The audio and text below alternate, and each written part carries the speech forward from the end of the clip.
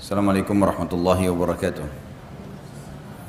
Alhamdulillah, kita memuji Tuhan kita Allah subhanahu wa ta'ala atas segala nikmatnya. Zat yang maha hidup berdiri sendiri, zat yang maha perkasa, maha bijaksana. Kalau ia ingin sesuatu dia hanya mengucapkan jadi maka jadilah.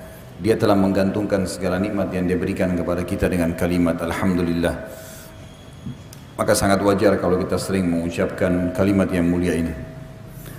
Juga kita panjatkan salawat dan taslim sebagai salam hormat kita kepada manusia yang terbaik, Nabi pilihan dan penutup para nabi-nabi dan rasul, Nabi Muhammad sallallahu alaihi wasallam, sebagaimana Allah dan malaikatnya telah memberikan salam kepada beliau. Masih dalam bahasan kiat-kiat mempertahankan rumah tangga, dan berarti kita sudah membahas 3 poin. Rumah tanggamu adalah ibadahmu, maka ikhlaskan niatmu karena Allah. Itu yang pertama. Yang kedua, anggota keluargamu adalah aset amal jariah dan kunci surgamu. Yang ketiga, jalankan tugasmu dan kewajibanmu. Dan sebagai kata pembuka, saya mengingatkan kembali, rumah tangga itu adalah asas daripada masyarakat. Baik rumah tangga, masyarakat akan baik. Generasi manusia akan baik. Buruk rumah tangga, buruk semuanya. Dan orang-orang yang ada di rumah tangga dimulai dari suami, istri, yang akhirnya nanti akan punya anak menjadi orang tua, anak-anak, kemudian kerabat secara umum.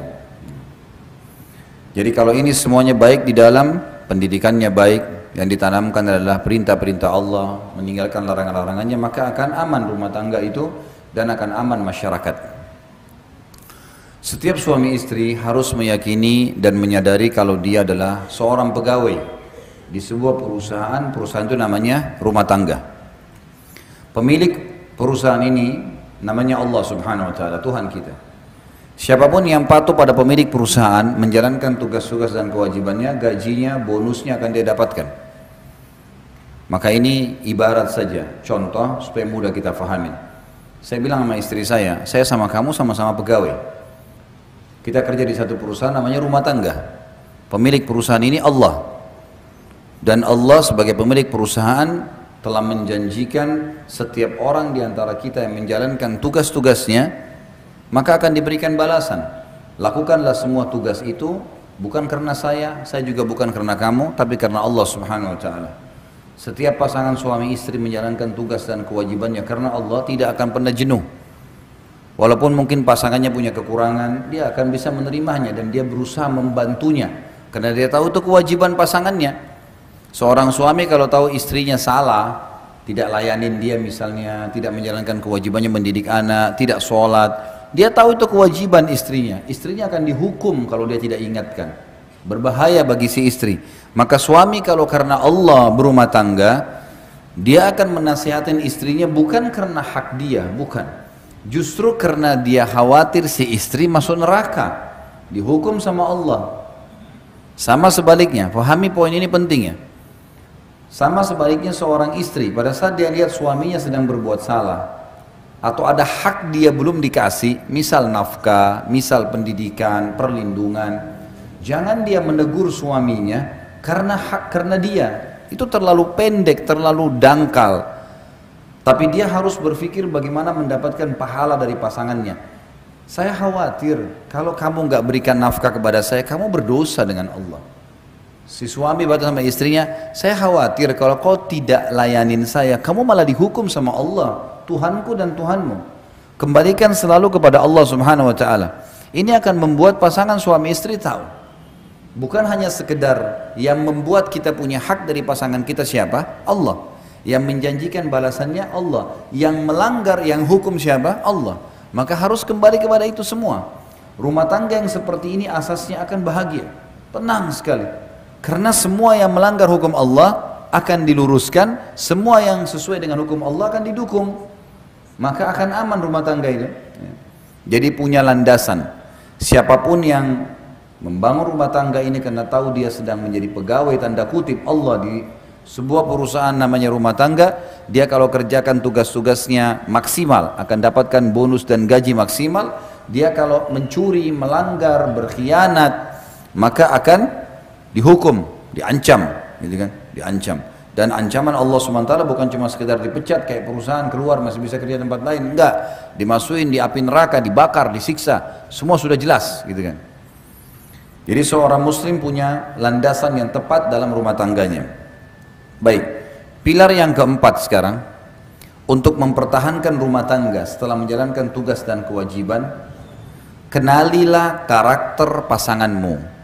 Kenalilah karakter pasanganmu. Bapak Ibu sekalian, laki-laki Allah ciptakan memang berbeda sama perempuan. Perempuan diciptakan memang berbeda sama laki-laki. Berbeda secara fisik. Jelas beda. Dari banyak hal, gitu kan? Postur tubuh ada perbedaan. Juga karakter berbeda. Laki-laki lebih cenderung kepada akal fikirannya. Dan yang menggunakan akal fikiran dalam kehidupannya selalu mempermudah permasalahan. Perempuan Allah berikan kepada dia perasaan yang lebih dominan. Karena laki-laki akal fikiran yang digunakan untuk memecahkan banyak permasalahan. Kalau seorang laki-laki sudah buntu dalam satu hal, misalnya menagih hutang, dia akan berpikir untuk mencari jalan keluar lain. Kalau ada sesuatu yang mentok di satu kegiatan, bisnisnya bangkrut, dia akan cari usaha lain. Orang pakai akal langsung masalah solusi, itu gunakan akal pikiran. Orang, dan ini ya hal yang dibutuhkan oleh seorang pemimpin. Perempuan terdominasi dalam dirinya perasaan, karena memang dia butuh perasaan. Anak-anaknya ya butuh perasaan. Butuh diperhatikan, suaminya butuh diperhatikan, dia butuh merawat rumahnya, butuh perasaan. Perasaan ini lebih cenderung kepada ya, memecahkan permasalahan dengan tangisan, memecahkan permasalahan dengan perasaan, merasa putus asa. Orang kalau tadi laki-laki misalnya nagih utang, pakai perasaan, maka mereka tidak tega nagih, atau malas nagih, atau putus asa. Tapi perempuan, ini kalau perasaan perempuan ditarik, perasaan itu ditarik kepada masalah laki-laki, dia tidak bisa ketemu. Perempuan juga kalau menggunakan akal pikirannya seperti laki-laki, masalah langsung solusi, ini akan rumit juga menghadapi anak-anak yang terus mengulangi permasalahan terulang-ulang, gitu kan? Ini butuh kesabaran, butuh perasaan memang. Ini karakter dasar laki-laki dan perempuan. Laki-laki gunakan akal, perempuan gunakan perasaan. Saya kasih contoh supaya lebih mudah difahami. Kalau bapak-bapak di sini sama saya, rame-rame laki-laki misalnya, kita pergi ke satu toko mau beli baju. Ini karakter ya. Secara umum, saya bicara umum. Kalau ada yang berbeda berarti memang dia keluar dari umumnya, ya. Apa yang ada yang Allah ciptakan fitrah. Kalau kita masuk ke dalam sebuah toko, kemudian kita melihat baju tertentu, misal baju A, kita senang nih, baiklah, udah lihat cocok, coba kayaknya cocok nih warnanya. Terus kita tanya sama pemilik toko, saya mau beli yang ini, ada ukuran XL nggak? Dia bilang nggak ada. Kira-kira apa yang Anda lakukan sebagai laki-laki? Kalau saya, sama nggak kira-kira? Saya akan bilang, oh baiklah kalau gitu, coba saya lihat yang lain. Selesai, nggak ada permasalahan, nggak ada ukurannya, mau diapain? Pakai akal pikiran, nggak ada solusi, kan gitu. Coba kalau ibu-ibu masuk dalam sebuah toko, kemudian lihat baju cocok warnanya, jenisnya, tanya ukurannya nggak ada, apa yang ibu lakukan? Protes. Coba cek di gudang, mungkin ada, kenapa habis, kapan datang, panjang ceritanya nih. Ini karena pakai perasaan. Benar nggak? Memang begitu, laki-laki benar nggak tadi? Memang begitu. Ibu-ibu sama bapak-bapak coba kalau misal suami istri janjian mau makan di satu rumah makan, nih nanti malam Ahad, malam Jumat kita janjian makan ya, baik sepakat di rumah makan tertentu. Udah sepakat nih, udah rapi-rapi mau pergi sama-sama pacaran setelah nikah, halal, jalan sama-sama. Pas tiba di rumah makan, tutup. Bapak-bapak bilang apa kira-kira? Udahlah kita cari restoran lain. Ibu-ibu enggak, sebentar saya turun dulu lihat, tanya. Kenapa dia tutup? Mungkin masih bisa bungkus, bawa pulang.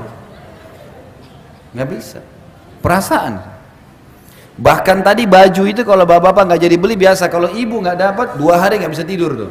Ingat terus tuh baju. Kenapa? Siapa yang beli ya? Nasibnya baik benar tuh. Semua temannya tahu kalau baju itu dia mau beli. Ini karakter ya. Ini kita bicara tentang ada hal yang dasar dalam diri kita masing-masing yang harus dikenal oleh pasangan nih. Nggak boleh dilupakan, ini karakter. Allah memang kasih begitu ya. Tapi kita dikontrol dengan wahyu. Ada wahyu yang mengontrol kita sehingga perasaan kita, pikiran kita hanya tunduk kepada hukum Allah Subhanahu wa taala. Tapi ini karakter dasar. Kita harus paham nih, gitu kan? Laki-laki karena menggunakan akal pikiran, bila terjadi cekcok misalnya antara suami istri, ibu-ibu tulis SMS ke suaminya, begini begitu begini panjang lebar 1000 karakter. Setelah ditulis, suaminya laki-laki umumnya kalau baca masalah, oh iya, masa dia tulis gini, oh sudah selesai, dihapus sama dia.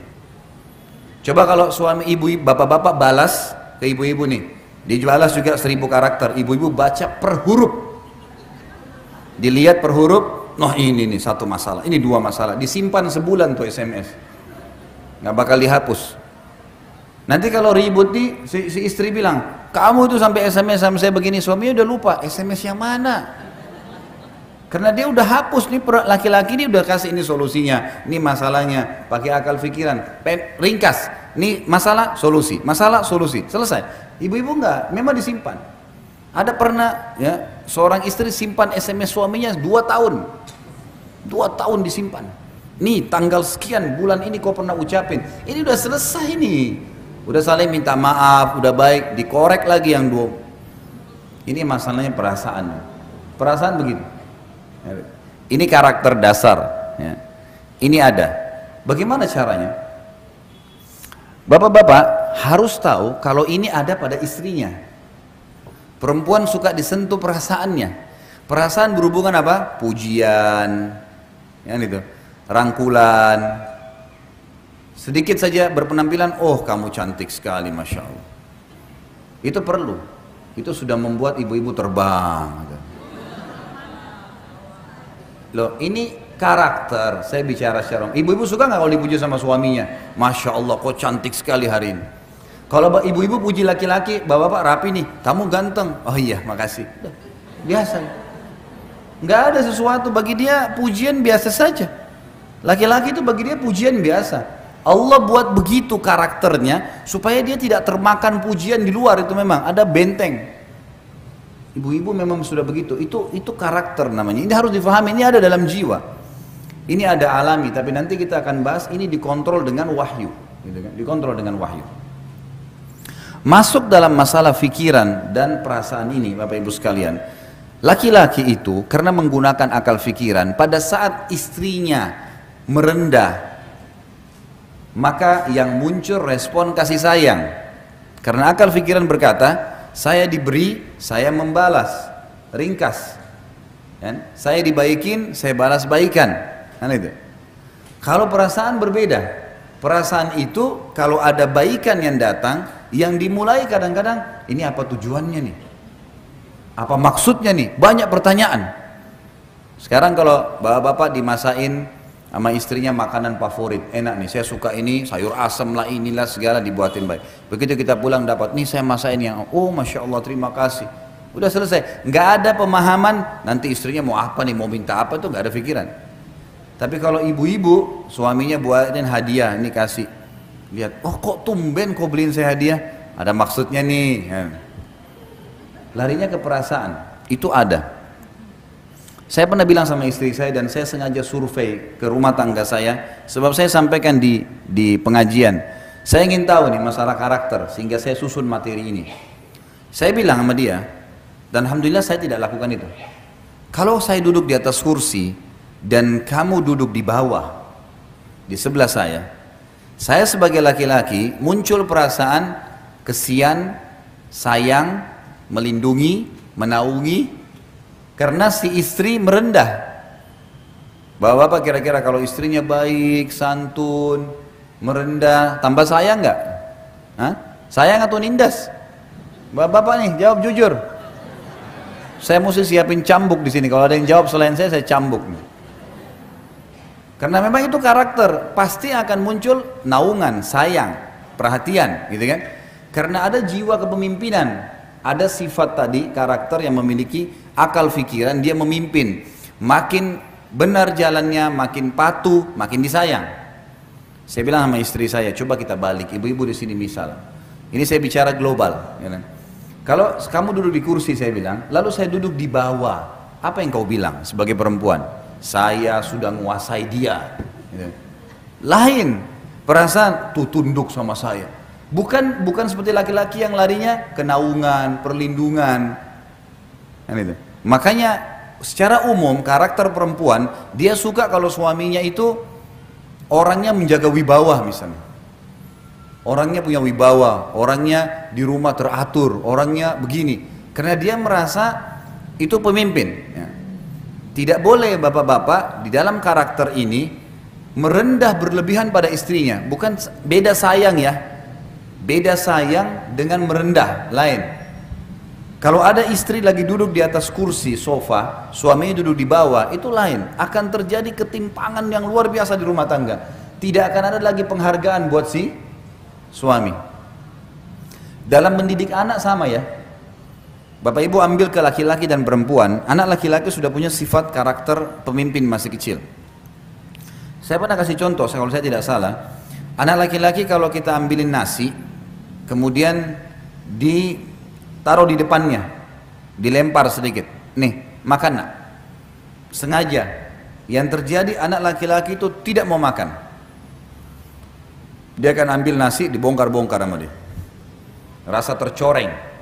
Pemimpinnya ada. Kalau anak perempuan kita kasih, ini nak makan, sedikit dilempar, dia makan saja, biasa.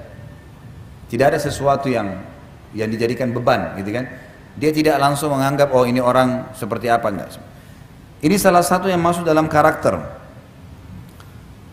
Sifat kepemimpinan ada pada diri laki-laki dan lebih. Jadi ibu-ibu harus bisa tahu, suami selalu pakai akal pikiran dan ada sifat kepemimpinan, dia makin dijunjung, makin diposisikan pada posisi pemimpin, dihargai pendapatnya dan dia akan makin responnya menaungi. Bapak-bapak harus tahu, ibu-ibu itu harus dinaungin, dilindungi, disayang, gitu kan, diperhatikan. Maka itu akan mendatangkan respon yang sama. Jadi harus berimbang, harus berimbang. Ibu-ibu harus tahu, bapak-bapak tidak suka sering ditelepon. Benar nggak ibu-ibu sini, suaminya suka ditelepon nggak? Coba kalau telepon 1 hari 5 kali, dimarahin sama dia. Kenapa kau telepon terus? Karena laki-laki maunya dia kalau di luar rumah kerja. Bapak-bapak harus juga imbangi, perempuan punya perasaan, suka kalau diperhatikan, suka ditelepon. Imbangin nih. Berarti laki-laki ada waktu lowong telepon istrinya. Perempuan tidak boleh terus-terus rongrong suaminya. Bahkan kadang-kadang subhanallah suaminya lagi online, memang lagi telepon sama orang urusan kerjaan, ditelepon sama dia. Ini menunggu nih. Telepon sampai 10 kali, kerang kering, selesai telepon itu tutup. Begitu baru angkat, bukan assalamualaikum, kok saya telepon 10 kali nggak diangkat. Orang lagi kerja. Kan itu. Baik kalau suaminya sabar tuh. Iya, tadi saya dijelasin sama dia, saya telepon, saya begini. Kadang-kadang enggak, saya kan lagi kerja, assalamualaikum. Nah, kan jadi masalah. Dan ini sekali lagi, setelah cekcok begini misalnya, nanti pulang ke rumah nih, suami pulang ke rumah, dia sudah lupa tuh tadi masalah telepon tuh. Laki-laki tuh kalau masuk rumah, dia udah lupa tadi tuh. Dia masuk, dia pikir nih istrinya akan sambut, makan, tiba-tiba makanan nggak ada. Istrinya cemberut, nggak mau lagi pakai baju tidur yang dia suka. Loh, kenapa kamu ini? Tadi kamu SMS atau tadi kamu telepon begini. Dibawa tuh 7 jam di rumah suami, 7 jam dia menderita di rumah. Jadi harus diimbangin nih. Ini mengenal karakter pasangan penting.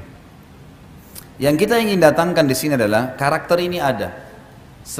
Sebagaimana ada potensi berbuat baik, potensi berbuat buruk. Ya. Maka kita harus imbangin, dikontrol dengan wahyu. Laki-laki bisa mengenal pasangannya seperti itu perasaannya, maka dia berusaha mengimbanginya. Perempuan mengetahui kalau laki-lakinya begitu karakternya, dia bisa mengikutinya. Kan itu. Ini poin-poin tadi yang saya ingin titik beratkan. Dan mengenal karakter adalah hal yang paling mendasar, salah satu hal yang mendasar pilar dalam mempertahankan rumah tangga. Kemudian yang kelima, pilar yang kelima, hati-hatilah dari musuh yang selalu mengintaimu.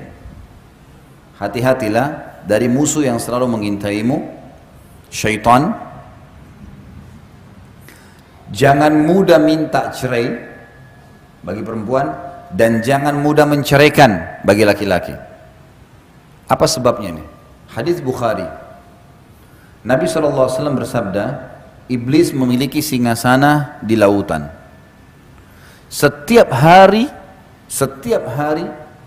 anak cucunya melapor, saya baru buat orang mabuk, saya baru buat orang dusta, saya baru buat orang riba, saya baru buat orang zina.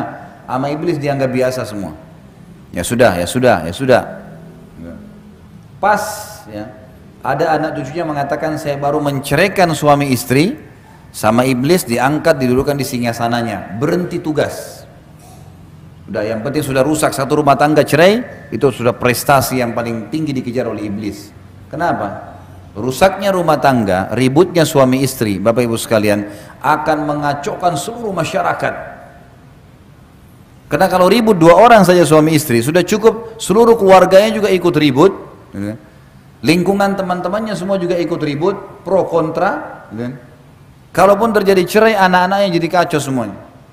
Secara kejiwaan masih muda, masih anak-anak, semua terpukul secara kejiwaan. Mau ketemu ayahnya, ibunya nggak kasih. Mau ketemu ibunya, ayahnya nggak kasih, dan seterusnya. Jadi memang cerai itu target utama iblis. Makanya hati-hati. Kata para ulama, kalau di luar rumah ada 5 syaitan atau 10 syaitan mendampingi seorang yang beriman, mencari untuk menggodahnya, maka dalam rumah tangga ada 1000 syaitan. Kadang-kadang masalah kecil, mungkin suami bisa tersinggung hanya karena lupa dibuatin teh atau kopi, atau dicuciin bajunya oleh istrinya. Atau mungkin ada yang dia minta dikerjakan di rumah, istrinya lupa, syaitan buat dia lupa. Sudah cukup untuk marah sama istrinya. Seorang istri sudah cukup untuk marah, bahkan bisa minta cerai hanya karena ingin diantar ke satu tempat, suaminya belum sempat. Yang betul ada kesibukan. Akhirnya tersinggung, kalau ibumu kau dahulukan, kalau saya tidak, panjang ceritanya. Kalimat cerai lagi, hati-hati. Kata Nabi SAW, jangan main-main di 3 hal. Pernikahan, perceraian, dan rujuk. Kembali setelah cerai, ini nggak boleh main-main. Nggak boleh orang dalam Islam, Bapak Ibu punya teman, kemudian Bapak Ibu punya anak laki-laki, temannya punya anak perempuan. Lalu kita bilang, Bapak Ibu ini bilang sama temannya, nanti anak kita kalau besar kita jodohin ya. Nah, ini dalam Islam berlaku kalau si teman mengatakan, oke, baik, sepakat. Anak-anak ini nggak boleh dinikahin pada saat dewasa kecuali sudah disampaikan. Dulu ayah sama ibu pernah jodohin kamu sama anak itu, mau nggak? Oh, saya nggak mau ayah, nggak mau ibu, ya sudah. Kalau enggak ini terikat, ada hukum di sini. Karena dua-duanya sudah sepakat, dan kata ulama masuk dalam hadis Nabi SAW, al-mu'minuna ala syurutihim. Orang-orang mukmin terikat dengan syarat yang telah disepakati, nggak boleh nih. Nikah, nggak boleh main-main. Makanya kalau ada yang bercanda pun, nanti kita jodohin anak kita ya, itu tergantung kalau Allah takdirin. Nah, nggak bisa saya katakan kalau iya ini anak-anak terikat nih, nggak boleh. Cerai, nggak boleh nih. Ucapin sembarangan, apalagi bapak-bapak, hati-hati. Pengucapan kalimat cerai, dan kata ulama, hikmah kenapa cerai di tangan laki-laki bukan tangan perempuan, karena mereka pakai akal fikiran. Kalau mau menceraikan masih berpikir nih, ini kedepannya bagaimana, ini nanti bagaimana, anak bagaimana, panjang nih ceritanya. Kalau perempuan tidak, pokoknya ceraikan saya tidak mau tahu. Besok apa terjadi ini urusan nanti. Padahal kalau sudah diceraikan pergi ke rumah orang tuanya nyesel juga nanti.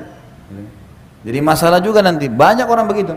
Berapa banyak akhwat muslimat yang tanya kepada saya, Ustaz, saya nyesal Ustaz, saya sudah sering tekan suami saya minta cerai, sekarang akhirnya saya diceraikan, saya mau kembali sudah susah. Suami saya sudah sering ucapin sampai 3 kali. Ya hukum syar'i. Kenapa ibu main-main? Gak boleh main-main. Bapak-bapak juga gak boleh main-main nih. Darurat sekali baru diucapin kalimat itu. Betul-betul patokannya adalah pelanggaran agama.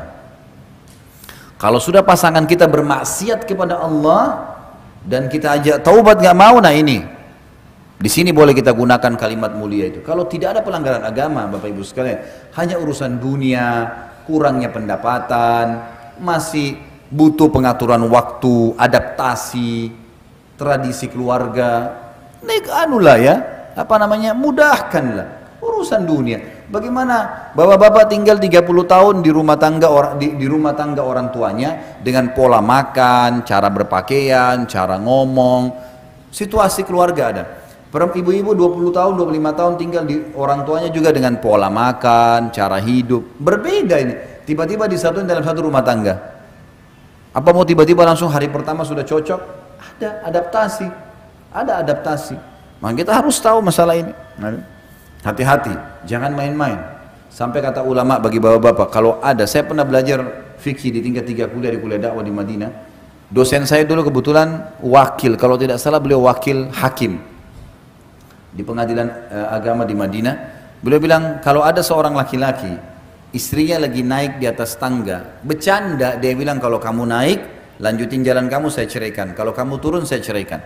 Kalau si perempuan ini tidak mau diceraikan, dia harus turun dari tengah-tengah, kena jatuh tuh tolaknya walaupun bercanda, nggak boleh. Makanya ibu-ibu jangan sering udah ceraikan saja saya, kita sudah nggak cocok, akhirnya suaminya terpicu ngucapin kalimat itu, nggak boleh. Bapak-bapak juga jangan menekan istrinya dengan selalu kalau kau tidak mau ikut saya akan ceraikan. Kalau urusan agama boleh, ingat ya, kalau sudah urusan agama hubungan sama Allah, cerai ini boleh dipakai. Tapi kalau urusan dunia, masalah makanan, baju, warna spray, gorden, tinggal di mana, dunia, nggak ada yang dibawa ke kuburan. Mau diapain tuh rumah yang oh ini di Menteng hebat, oh ini cuma di Rawamangun, saudara. Kita